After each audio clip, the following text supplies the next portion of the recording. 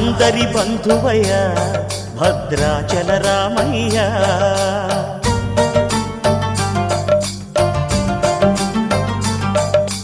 ఆదుకునే ప్రభువయ్య అయోధ్య రామయ్య.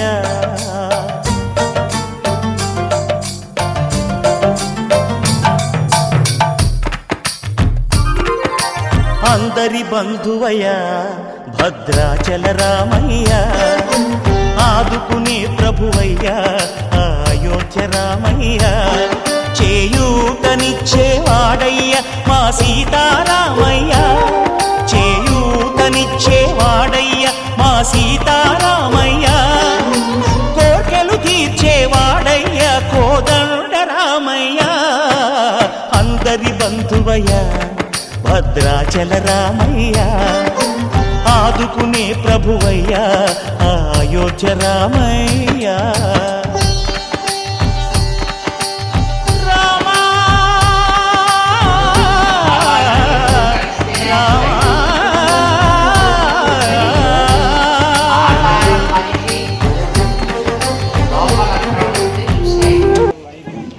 ఏమో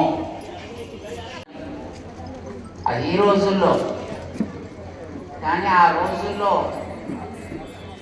ఇలాంటి కంగ్లామరేషన్ లేదు. మొదటిసారి మానవ సింహ నృసింహ ఆకృతి ధరించి వచ్చాడు భగవంతుడు. బ్లాంక్ చెక్ ఇవ్వడం కుదరదు. అలాంటి వారిని ఇవ్వడానికి ఛాన్స్ లేదు. కొన్ని క్లాజెస్ పెట్టి అడుగు. ఒకసారి ఖరగ్పూర్ ఐఐటి ఉన్నారు ఎక్కడైనా? ఎంతమంది ఉన్నారు?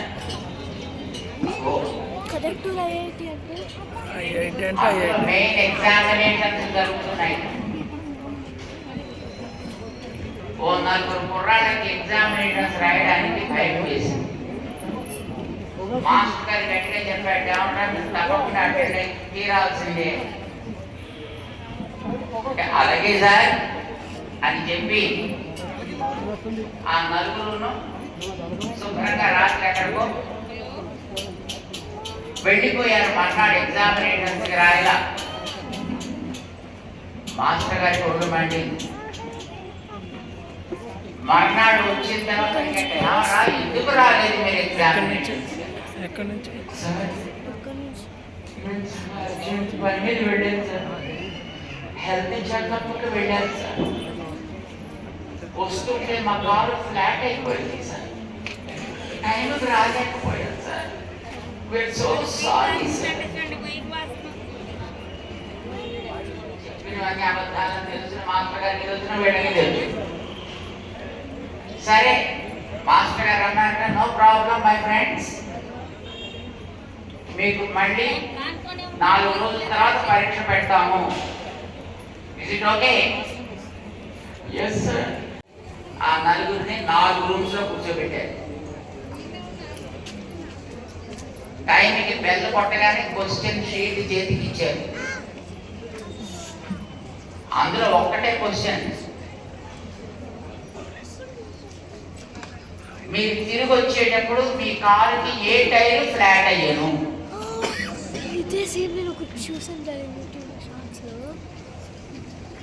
నలుగురు 4 టైర్స్ రాశారు.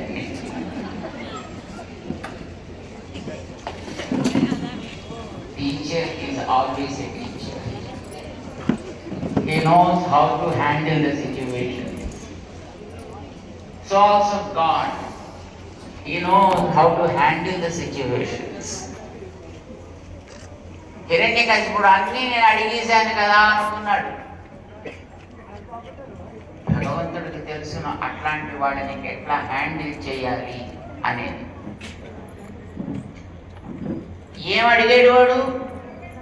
నేను మనిషితో చావకూడదు, జంతువులతో చావకూడదు, ఇక మిగిలినవి ఉన్నాయి.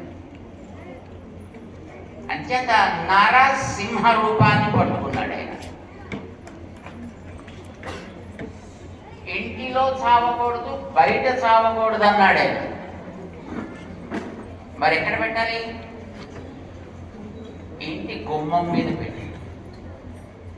గుమ్మం ఇంట్లోదా బయటదా?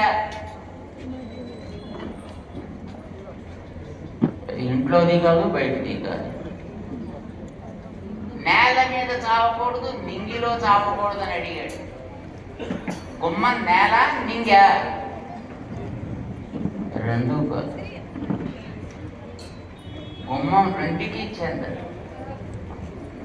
అందుకోసమనే గుమ్మం మీద నిలబడద్దరా, గుమ్మం మీద కూర్చోవద్దు, గుమ్మం మీద తల పెట్టుకు పడుకోవద్దు అని అంటుండేవారు ఇద్దరికి.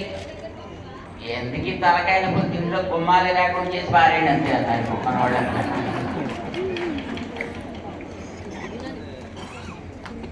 So nowadays there are no just thresholds to rooms, right? గుమ్మం మీద పెట్టాడు. ప్రాణం ఉన్న వాటితో చావకూడదు, ప్రాణం లేని వాటితో చావకూడదు అని అడిగాడు. అది రెండు కలిసి వచ్చే రెండింటిని తనకి సాధన. గోల్డ్ ప్రాణం ఉందా లేదా?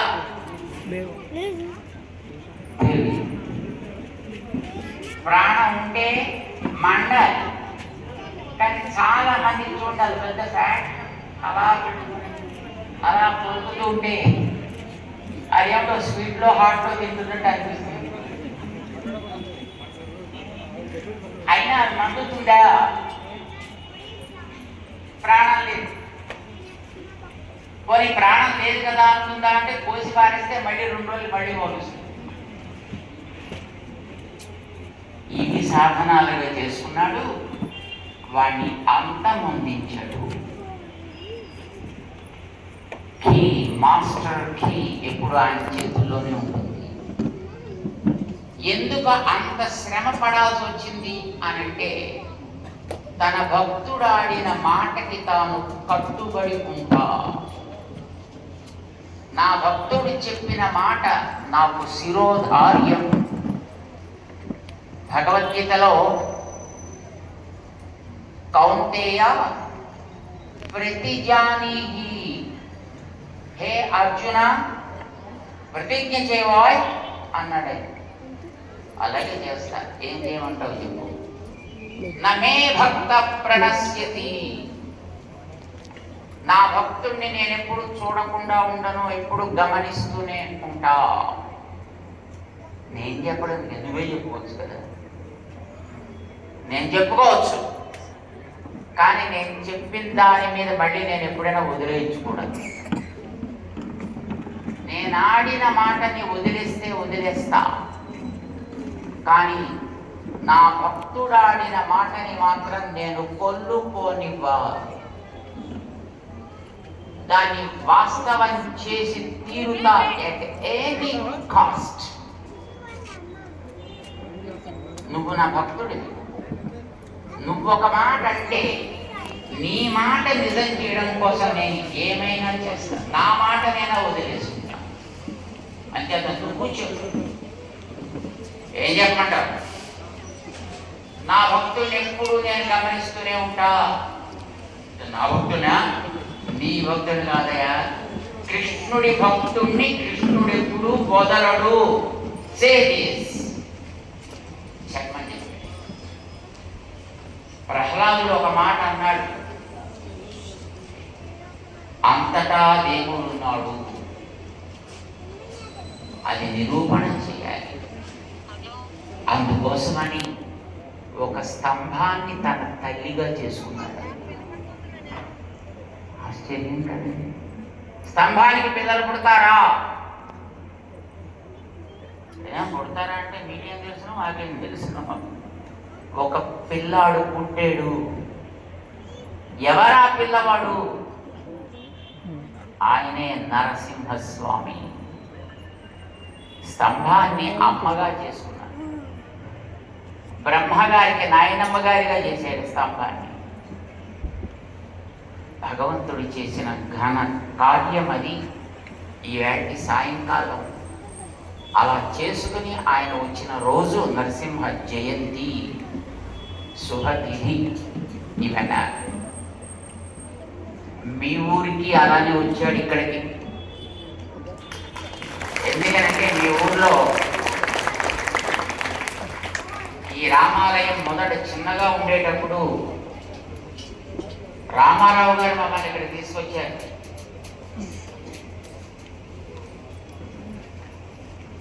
అప్పుడు ఇక్కడ ఉండేటటువంటి మహిళమ్మ తల్లులంతా తెల్లవారుతూనే 4 గంటలకి దీపాలు పట్టుకుని వచ్చేవారు ఆలయానికి. ఎవరైనా ఉన్నారు ఇక్కడ వచ్చిన వాళ్ళలో కొంతమందేనా? ధనుర్మాసం వస్తే తెల్లవారుజామున 4ంటికి దీపాలు పట్టుకుని 500-600 మంది వచ్చేవారు.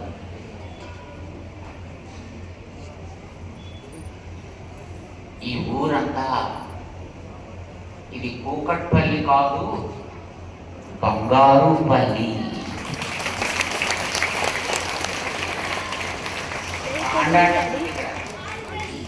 వీళ్ళ నాన్నగారు వాళ్ళంతా ఉండేవారు ఆ టైంలో.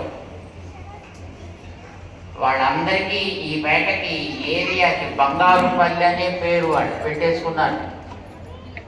గవర్నమెంట్ రికార్డులో పెట్టే లేకపోతే మాని. మా ప్రాంతానికి బంగారుపల్లి ఈవేళ మన కృష్ణారావు గారు, వారితో పాటు ఉండేటటువంటి శ్రీనివాస్ గారు, టీం అందరూ కలిసి ఈ ప్రాంతాన్ని నిజంగా బంగారుపల్లి లాగా చేస్తారు. ఆ వేళ వాళ్ళు అనుకున్నారు ఇది ఇలా కావాలి అని. తన భక్తుడాడిన మాటని నిజం చేయడం కోసం తాను ఒక అద్భుత రూపధారణ చేసినట్టుగా అప్పట్లో ఇక్కడ ఉండేటటువంటి ఈ మహిళామ తల్లులంతా చేసిన సంకల్పాన్ని, అప్పట్లో ఉండేటటువంటి వాళ్ళు చేసుకున్నటువంటి ఆనాటి ఆ ముచ్చటని తీర్చడం కోసమని ఇలాంటి వాళ్ళని ఇక్కడ నేతలుగా తీసుకొచ్చి వాళ్ళ ద్వారా ఆనాడు చిన్న గుడి, ఇక్కడ రామాలయం, కూకట్పల్లి రామాలయం అంటే ఒక చిన్న ఆలయం, దాన్ని క్రమంగా పెంచి పెద్ద చేసి ఈవేళ ఎటు చూడండి కాంతులు. ఆ పైన మెయిన్ రోడ్ దగ్గర నుంచి మీరు ఎటు చూసినా దీపపు కాంతులతోటి నిండిపోయేటట్టుగా ఈ ప్రాంతాన్ని తయారు చేయగలిగే శక్తి వీళ్ళందరికీ కూడా ఆ లోపల కూర్చున్నటువంటి ఆ చిన్నారి రామయ్య తండ్రి ప్రసాదించాడు. రాముడు చూడడానికి చిన్నోడుగానే కనిపిస్తాడు, కానీ శక్తి దగ్గరికి వచ్చేటప్పటికి తన ప్రతాపాన్ని చూపిస్తాడు. ఆ వేళ కూడా అంతే చేశాడే. రావణాసుడు అనుకున్నాడు లంకలోకి వచ్చినప్పుడు చూసి, నేను చిన్న పోరగాడు ఏం చేస్తాడు ఈయన మనని.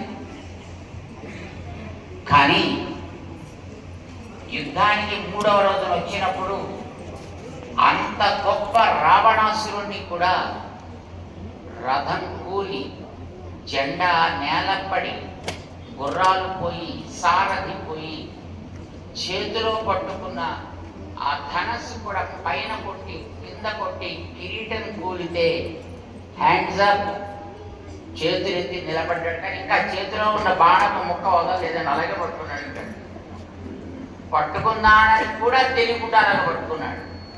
పట్టుకున్నాడు కనుక రాముడు ఇంకా బాణాలు వేస్తూనే ఉన్నాడు.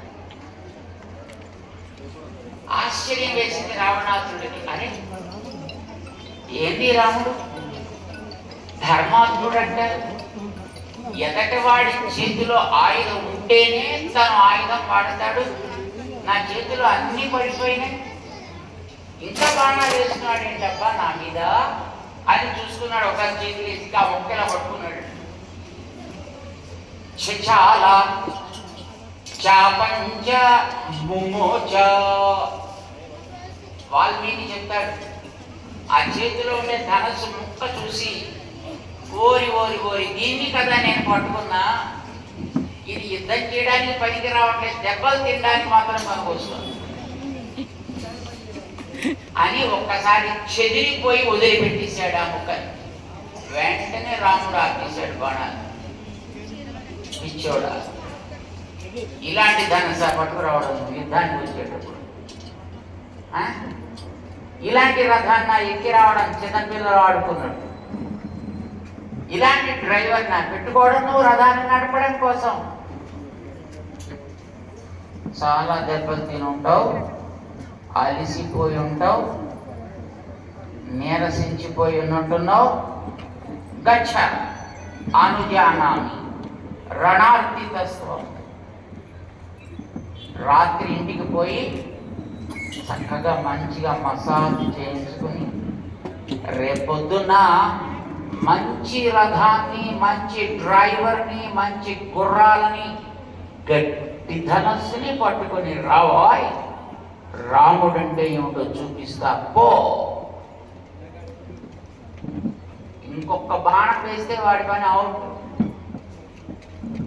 అట్లాంటి అధర్మ యుద్ధం చేయడు ఎప్పుడు రాముడు.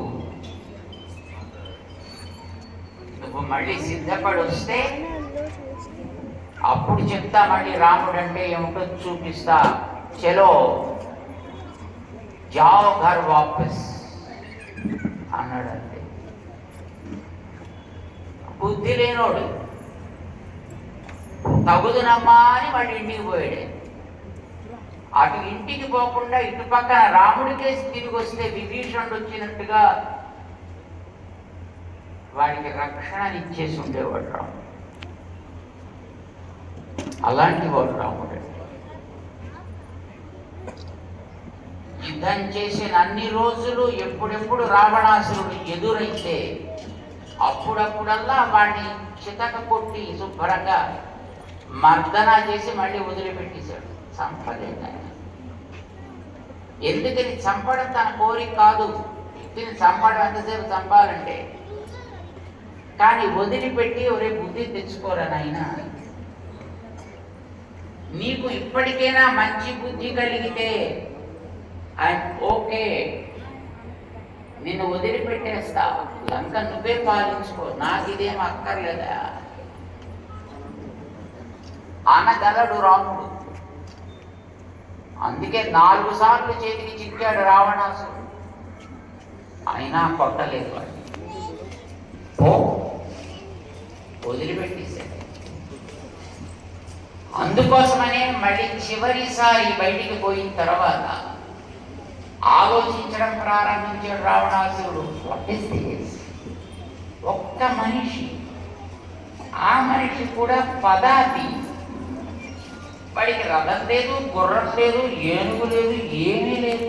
కొంత నడిచొచ్చేటటువంటి ఒక సిపాయి లాంటి వాడు ఒక తమ్ముడిని వెనకేసుకొచ్చాడు. మిగతా వాళ్ళందరినీ చూస్తే డిసిప్లిన్ అన్నది నామమాత్రం కూడా ఉండడానికి ఛాన్సెస్ లేని కోతి మోకలు. వీడు ఇంత పని చేస్తున్నాడంటే ఎవడై ఉంటాడు ఇతడు? నేను చూస్తే మనిషిగానే కనిపిస్తున్నాడు, కాడో ఏమిటో. రాఘవం వీరం నారాయణం అనామయం. నాకు చాలా మందితో పరిచయాలు ఉన్నాయి. బ్రహ్మగారితో పరిచయం ఉంది. ఆయన్ని కొంచెం జాగ్రత్తగానే కూర్చోబెట్టా. పరమశివుడితో పరిచయం ఉంది నాకు. ఆయన కైలాసాన్ని కూడా ఊపి ఊపి వదిలిపెట్టా. ఇంద్రుడితో చెప్పనక్కర్లేదు, నా కాళ్ళ దగ్గర పడు ఉంటాడు. ఇక మిగతా వాళ్ళ గురించి ఏం చెప్పాలి కనుక. కానీ నాకు ఇప్పటిదాకా అంతు చిక్కని తత్వం ఒక్కటే, అది నారాయణ తత్వం. బహుశా ఈ వచ్చిన వాడు తమ్మన్యే రాఘవం వీరం నారాయణం అనామయం. ఎవరికి అందనివాడు, ఏ మార్పు చెందనివాడు, దేనికి లొంగనివాడు, ఎవరి మనోబుద్ధులకి కూడా చిక్కనివాడు ఒకడే తత్వం అని చెప్తోంది వేదం. అది నారాయణ. యతో వాచో నివర్తంతే అప్రాప్య మనసా సహా. అతని గురించి తెలుసుకోవడానికి ఆలోచన చాలదు, బుద్ధి చాలదు. ఎంత ఎత్తు ఎక్కినా ఇంకా ఎక్కాల్సింది హిమాలయాల్లాగా ఎంతో కనిపిస్తూనే ఉంటుంది. ఆ నారాయణ తత్వాన్ని గురించి ఆ నారాయణే ఈ రాముడా ఏంటి? ఇది ఆ రావణాసురుడి మనస్సులో క్రాస్ అయింది ఆ ముందు రోజు రాత్రి. సర్లే, ఇప్పుడు అవన్నీ ఆలోచిస్తూ అనవసరంగా టైం ఏం వేస్ట్ చేస్తాను కనుక ముందర కార్యాన్ని చూద్దాం. పద, మూల బలాన్ని తీసుకుని బయటికి పోదాము అని మళ్ళీ సిద్ధపడ్డాడు. రాముడు ఊరికే బాజా తీసుకుని డబ్బాలు కొట్టే రకం కాదు. ఏం మాట్లాడు పాపం, అట్లా ఉంటాడు అంతే. టైం వచ్చినప్పుడు చెప్తూ ఉంటాడు. మన కూకట్పల్లిలో రాముడు ఆనాటి రామారావు గారి ద్వారా, ఆనాటి ఈ మహిళా సంఘము ద్వారా తాను అనిపించి ఈ ప్రాంతాన్నంతటిని నిజంగా బంగారు పల్లెలాగా తయారు చేసి ఈవేళ దానికి ఇంత శోభని కలిగేటట్లుగా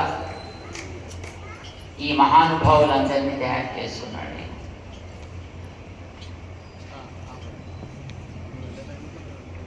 రాముడి యొక్క దయ ఊరికే పైకి పబ్లిసిటీ ఆర్భాటాలు ఉండవు. కార్యాన్ని మాత్రం సవ్యంగా జరిపించి తీరుతుంది. ఆ రాముడి దయకి మూర్తిభూతమైనటువంటి స్వరూపమే హనుమ. అందుకోసమనే ఈవేళ ఆ హనుమ రూపాన్ని ఇక్కడ ఒక 27 అడుగుల మూర్తిగా సిద్ధపరిచి ఆ హనుమంతుడి యొక్క స్వరూపానికి కూడా మూలభూతమైనటువంటిది గరుత్మంతుడు కనుక ఒకనాడు ఆపద కలిగితే ఆ హనుమ తీర్చాడు. హనుమ కూడా తీర్చలేని ఆపద కలిగితే గరుత్మంతుడు వచ్చి తీర్చాడు ఆ వేళ రామచంద్రుడి దగ్గర. అందుకోసమనే మన ఈ కూకట్పల్లి రామాలయంలోకి ప్రవేశించాలంటే ఆ హనుమని గరుత్మంతుడిని ఇద్దరిని దర్శించుకుని లోపలికి వెళ్ళేట్టుగా చేయాలి అని మన కృష్ణారావు గారు, వారి యొక్క మిత్ర బృందము అందరూ కలిసి వారిరువురి యొక్క శిలామూర్తులని అద్భుతంగా ఇక్కడ ఏర్పాటు చేశారు. వాటి యొక్క ప్రతిష్టా మహోత్సవాన్ని జరిపించే శుభ సందర్భంలో ఈవేళ సరే మేము కూడా రావాలి కదా, ఆ ఫలంలో ఆ పుణ్యంలో మాకు కూడా ఏదో కొంచెం భాగస్వామ్యం ఇవ్వాలి అని వారికి ప్రేమ కలిగి, అది మిగతా వాళ్ళు ఎవరైనా వస్తే మేము కదులుతామో కదలవో అని అది మా పక్కన ఆంటాడ ముందు ఆవిడ పంపించింది.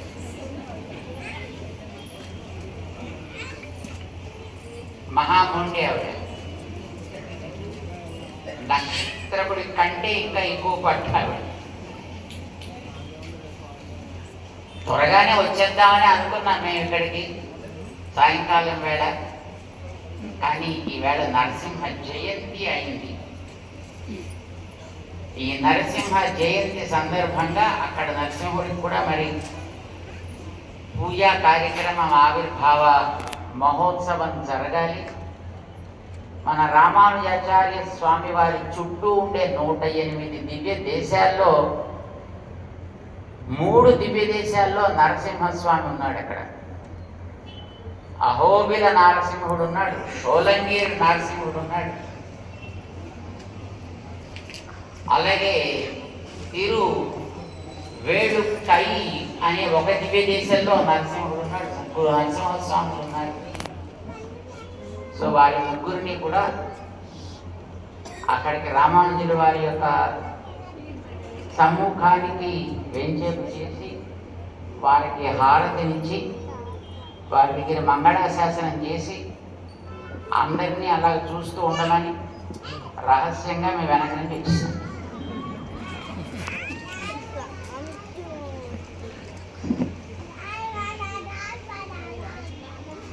ఎందుకంటే మాకు ఇక్కడి నుంచి మా స్వాములు ఫోన్ చేస్తున్నారు, స్వామి స్వామి స్వామి ఇక్కడ మన వాళ్ళంతా కూర్చున్నారు అని. కానీ తప్పకుండా అందరినీ పొద్దున్నే చూద్దాంలే, మరి ఏం చేస్తాం, మరి ఇక్కడ ఈవేళ ఎలా వచ్చింది కదా అని అన్నాం మేము. కానీ మాకు తెలుసును కూకట్పల్లి వాళ్ళు అంతలా వదిలిపెట్టేవాళ్ళు కాదని. మీ అందరి యొక్క ఉత్సాహానికి శ్రద్ధకి అనేక అనేక మంగళాశాసనాలు చేస్తున్నాం. ఆంజనేయ స్వామికి గరుత్మంతుడికి జరిగేటటువంటి ఈ ప్రతిష్టా సందర్భంగా ఇక్కడ రామాయణ క్రతువుని ఏర్పాటు చేసుకుని గత 4 దినాలుగా ఈ కార్యక్రమాన్ని నడిపిస్తున్నారు. ఇక్కడ మన కార్యకర్తలంతా కూడా మీరందరూ దాన్ని ఆస్వాదిస్తున్నారు. మీ అందరికీ ఆ రామచంద్రుడి యొక్క సాత్విక తేజస్ సదా రక్షా కవచంలో ఉండాలి. మీరు చేసే సత్కార్యాలన్నింటినీ కూడా అది చక్కగా నడిపించాలి అని మేము ప్రార్థన చేస్తున్నాం. ఎందుకంటే రేపు చాలా శుభప్రదమైనటువంటి రోజు, వైశాఖ పూర్ణిమ. ఇప్పుడు మనం దానికి పూర్వ సంధ్యలో ఉన్నాం. చాలా మంచి రోజున ఈ కార్యక్రమాన్ని ఇక్కడ ఏర్పాటు చేశారు. ఇది మనకి, మన ప్రాంతానికి, ఇప్పుడు సమాజంలో జరుగుతూ ఉండేటటువంటి ఉద్రిక్తతల్ని మనం గమనిస్తున్నాం. ఒక పక్కన రకరకాలైనటువంటి యుద్ధాలు, మరొక పక్కన కోసం స్వామి వచ్చాడు ఈవేళ సాయంకాలం. ఎలాంటి రూపంలో వచ్చాడు ఆయన? అంతకుముందు ఎప్పుడు ఎవరు ఎరుగని రూపం. నరవ పువ్వు అంటారు మహానుభావులు. దాంట్లో ఆయన పోసేవాడు కూడా ఉంటాడో ఉంటాడు.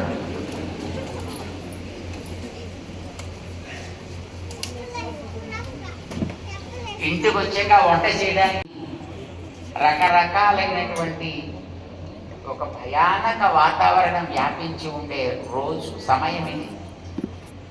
రాముడి దయ అలాంటి వాటన్నిటిని కూడా దూరం చేసి మనని, మన ప్రాంతాన్ని, మన దేశాన్ని,